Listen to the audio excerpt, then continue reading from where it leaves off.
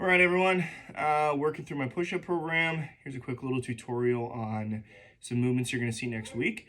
Either a diamond or a narrow stance push-up. It's exactly what it sounds like. You'll make a diamond with your fingertips, or technically a triangle, whatever you wanna call it.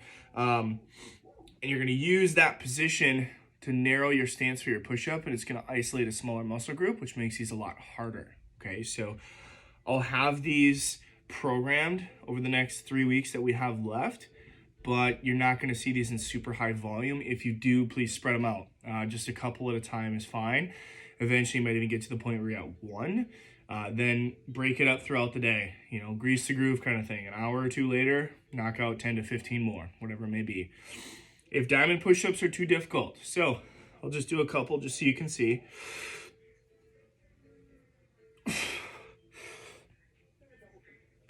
If that becomes too difficult, you can do these from your knee.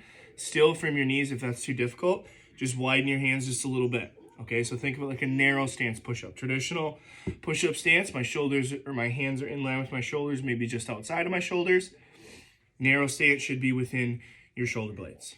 Okay, so diamond push-ups if you can. When those get too tough, or if they are too tough, just widen that stance a little bit with your hands. Okay. We have 10 rounds of this coming up. This is super fun. I used to do this one in the gym all the time. I would usually do it with a 45-pound plate. So if you have one of those, you could use that. But an elevated one-side push-up just means you're going to have one hand on an object and the other hand on the ground. Okay, so through this complex, I can't remember if I start on the right or the left. It doesn't matter because it's the same sequence of events.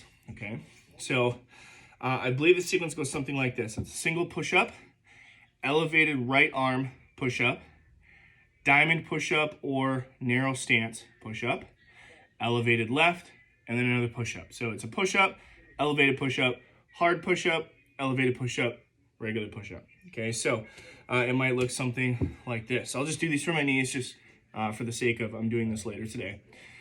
So I'm gonna go ahead, do one regular push-up. I'm gonna slide my object in. It could be a slam ball. You could use a kettlebell. Putting your hand through the kettlebell, just elevating one side. As you go down for your push-up, you could use the head of a dumbbell. Doesn't matter. I'm gonna use the slam ball because there's a little balance involved with this. Do my push-up, get my chest as low as I can to the ground. So if that means that object needs to be slightly outside of my shoulders to allow my chest to get to the floor, great. I'll put this object in front of me. I'll do my diamond or my narrow stance push-up. Come up. Object to my left side. Do my push-up, and then finishing with a regular push-up. So that was one. You're gonna go through that 10 total times. You can change directions. You don't have to work the ball the same side each time. Okay, so let me just run through that real quick again so you can see the sequence. Starts with one push-up, elevated left or right side,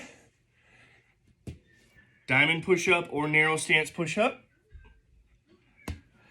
elevated right or opposite side, and then finishing with a push-up. You're gonna go through that 10 times, okay? If you have any questions,